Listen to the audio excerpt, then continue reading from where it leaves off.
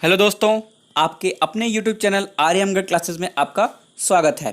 हम पढ़ रहे हैं बाल विकास और बाल विकास में मैंने अब तक आपको बालक का विकास यानी कि फर्स्ट यूनिट आपके सिलेबस के अकॉर्डिंग जो प्राइमरी और जूनियर का सिलेबस है यूपी टेट का, उसके अकॉर्डिंग हम बालक का विकास फर्स्ट यूनिट पढ़ चुके हैं। सेकेंड यूनिट पढ़ रहे हैं सीखने का अर्थ का सिद्धांत, जिनमें से उसका आज दूसरा टॉपिक हम पढ़ रहे थे अधिगम के नियम, थॉर्नडाइक के सीखने के मुख्य नियम। यहाँ तक मैंने बता दिया है और अधिगम में उनका क्या शैक्षिक महत्व है, आज हम इस पर चर्चा करेंगे। ठीक है दोस्तों, आपको मैं बिल्कुल सिलेबस के अकॉर्डिंग ही पढ़ा रहा हूँ, ना सिलेबस से ज़्यादा और ना सिलेबस से कम। बिल्कुल जितना सिलेबस है उतने हैं, उतना पढ़ा रहे हैं हम। ठीक है दोस्तों, अच्छा बन गया। ठीक है, चलिए स्टार्ट करते हैं। सीखने के नियमों का शैक्षिक महत्व, educational importance of laws of learning. बात करें अधिगम प्रक्रिया में सीखने के नियम का विशेष महत्व है। सीखने की तत्परता, सतत अभ्यास, संतोषप्रद परिणाम से इच्छित फल की प्राप्ति होती है। इसलिए शिक्षक को चाहिए कि वह कार्यक्रम निश्चित करते समय इस बात पर ध्यान रखे कि वह बच्चों के लिए संतोषप्रद हो और उनमें तत्परता की स्थिति पैदा की जाए। ऐसा न हो कि प्रयत्न व परिश्रम व्यर्थ होगा। विद्वानों ने सीखने की क्षमता को बढ़ावा देने के लिए सीखने के नियम व शैक्षिक महत्व माना, जो निम्नवत है। हम यहाँ पे पढ़ने वाले हैं। कल हमने पढ़ा था जो थॉर्नडाइक के सीखने के नियम में 3 मुख्य नियम थे और 5 गौण नियम थे। वहाँ पे हमने तत्परता का नियम, अभ्यास का नियम एवं प्रभाव का नियम पढ़ा था। तो उसमें तत्परता में मैंने आपको बताया था कि किसी काम में अगर आप तत्पर रहेंगे तो वो काम अच्छे ढंग से करेंगे, आप उस काम में आपको संतोष प्राप्त होगा। तो यानी कि अगर हम सीखने का नियम पढ़ रहे हैं जिसमें शैक्षिक महत्व में, तो ये यदि बच्चों में आप तत्परता नहीं लाएंगे, तत्परता अगर मान लीजिए आ गई, अगर वो संतोष नहीं मिल रहा है आपके जो पढ़ा रहे हैं, आप जो कक्षा 5 की या कक्षा जूनियर के बच्चों को पढ़ा रहे हैं, अगर बच्चे आपसे पढ़ाने के लिए संतुष्ट नहीं हैं, तो ये आपका जो अधिगम है वो अच्छा नहीं है, यानी कि आपका अधिगम वहाँ पे फेल हो रहा है। तो यहाँ पे क्या करना है आपको कि बच्चों को सबसे पहले उनको संतोष दिलाना है कि जो आप पढ़ा रहे हैं वो बिल्कुल सही है और उनको बिल्कुल दिमाग में वही चीज़ें फिट हो रही हैं। अब बात करते हैं कुछ नियम हैं उस नियम को, जिसमें से पहला है उद्देश्यों की स्पष्टता, क्लैरिटी ऑफ एम्स।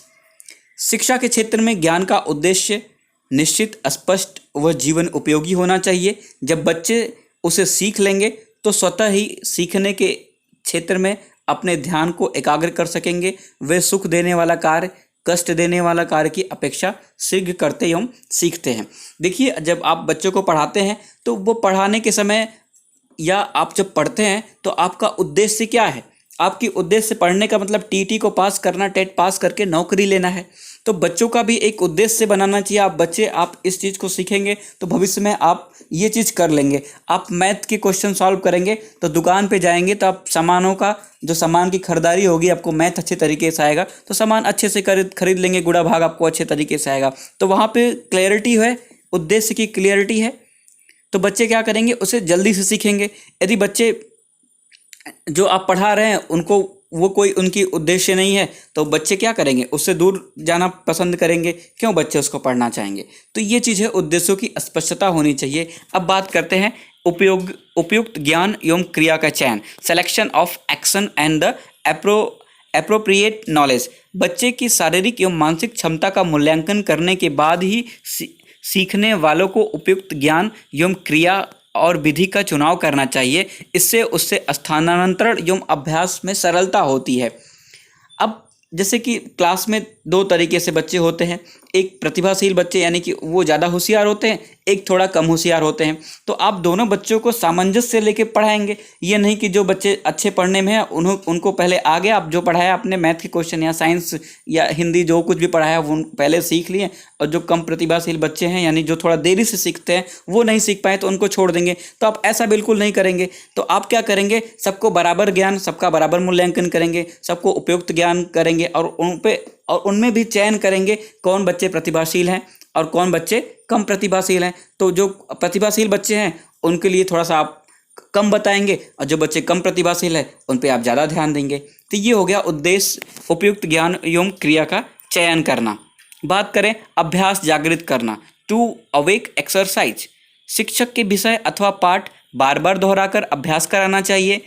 शिक्षक द्वारा छात्रों को यह बतलाना चाहिए कि बार बार अभ्यास करने से सीखा गया ज्ञान अस्थायी रहता है और बिना अभ्यास से यह विस्मृत हो जाता है। जैसे कि मैंने कल की वीडियो में बताया था, तो जो ठंडोई के अभ्यास का नियम था, जो 5 गौड़ के नियम नहीं सॉरी जो 3 थे, तत्परता का नियम, अभ्यास का नियम और प्रभाव का नियम, तो वहाँ पे अभ्यास के नियम को मैंने काफ़ी क्लैरिटी से बताया था कि अभ्यास आप बार बार किसी चीज़ों को करेंगे तभी आप चीज़ों को सीखेंगे। नहीं तो हर आदमी के, यहाँ तक शिक्षक कोई बड़ा सा बड़ा वैज्ञानिक हो, वो भी चीज़ों को भूलता है। तो अभ्यास बहुत ही इम्पोर्टेंट है। बात करें तत्परता जागृत करना, छात्र अपने कार्य को तभी सीख सकता है जब वो सीखने के लिए तैयार होगा। बच्चों की रुचि, उत्साह, मानसिक स्वास्थ्य आदि पर निर्भर करता है। अतः शिक्षक को चाहिए कि बच्चों को सीखने के लिए पहले तैयार कर ले ताकि वह ज्ञान को ठीक तरीके से ग्रहण कर सके। अब आप बच्चे के अंदर जब आप तत्परता लाएंगे, उसके जागृत करेंगे, तभी ना वो बच्चा उसको सीखने के लिए चाहेगा। यानी कि जब बच्चे के अंदर उत्साह होगा, शारीरिक मानसिक स्वस्थ होगा, ये उसके ऊपर डिपेंड करेगा कि बच्चा अब सीखने के लिए रेडी है। तो ये भी एक इम्पॉर्टेंट है शैक्षिक महत्व में। बात करें स्वक्रिया पर बल, यहाँ पे मैंने वैसे सब कुछ लिख दिया है, आपको क्लेरिफाई हो जा रहा होगा पढ़ के ही, लेकिन चीज़ें मैं और भी स्पष्ट कर दे रहा हूँ। बात करें स्वक्रिया पर बल, स्ट्रेस ऑन सेल्फ एक्शन, अधिगमकर्ता को स्वयं हाथों से कार्य करके सिखाना चाहिए। उससे उसका अनुभव मजबूत एवं अस्थायी होता है एवं आत्मनिर्भरता का विकास होता है। यानी कि जैसे मान लीजिए शिक्षक है, तो शिक्षक को क्या चाहिए, अपने बच्चों को, जैसे आपको पढ़ाना है कक्षा 5 तक बच्चों के लिए, तो क्या करेंगे शिक्षक, पहले क्या करेगा, पहाड़े को पढ़ेगा, फिर बच्चे क्या करेंगे, उसको दोहराएंगे। यानी कि पहले शिक्षक ने किया उस काम को, फिर बच्चों को करने के लिए कहा, क्योंकि बच्चे क्या करेंगे, आपका अनुसरण करेंगे। यानी कि बच्चे, जो छोटे बच्चे होते हैं, तो अपने शिक्षक का ज़्यादा अनुसरण करते हैं। तो पहले यहाँ पे क्या करना चाहिए, जो अधिगम करता है वो पहले अपने हाथों से करे, फिर बच्चों को करने के लिए बताए। बात करें अनुभव का स्थानांतरण, एक्सपीरियंस ट्रांसफर, सीखने के नियम में यह स्पष्ट होता है कि मानवीय अनुभव का विशेष महत्व होता है। शिक्षक को चाहिए कि वे छात्रों को अधिक से अधिक अनुभव एकत्रित करने का अवसर दें। इसके पश्चात वह छात्रों के अनुभव के नमूने, समस्या या कार्य को सीखने की उपयोगिता बताएं। इस प्रकार बार बार अभ्यास करें और प्रयोग से छात्र स्वतः ही अनुभव का प्रयोग करना सीख जाएगा। जब आपके पास अनुभव रहेगा तभी ना आप चीज़ों को, एक्सपीरियंस जिसे बोलते हैं अंग्रेजी में, जब बच्चे के पास एक्सपीरियंस आ जाएगा क्वेश्चन को सॉल्व करने से, बार बार वो रिपीट करेगा, बार बार क्वेश्चन सॉल्व करेगा, तो जो आगे का क्वेश्चन होगा वो ऑटोमेटिक कर लेगा। तो यही है अनुभव का स्थानांतरण। या जैसे पूर्व ज्ञान पर स्थानांतरण, जैसे आपको मैं भाग बता रहा हूँ, तो भाग में आपको, जब आपको मैं डिवाइड सिखा रहा हूँ, तो डिवाइड में आपको गुणा भी आना चाहिए, जोड़ना भी आना चाहिए, घटाना भी आना चाहिए, सब कुछ आना चाहिए। तो वहाँ पे आपके पास एक्सपीरियंस है ना, जोड़ घटाना गुणा का, तो आप भाग जल्दी से सीख लिए। यही है अनुभव का स्थानांतरण। बात करें प्रेरकों का बल, प्रेरकों का प्रयोग, यूजेस ऑफ मोटिव्स। अब सीखने के नियम से यह स्पष्ट कर दिया कि सीखने के लिए उचित वातावरण एवं प्रेरकों का प्रयोग आवश्यक है। जब हम बच्चों को पुरस्कार, प्रोत्साहन, प्रशंसा के द्वारा सीखने के लिए तैयार करते हैं तो सीखने के प्रति उत्साह, रुचि प्रकट करते हैं।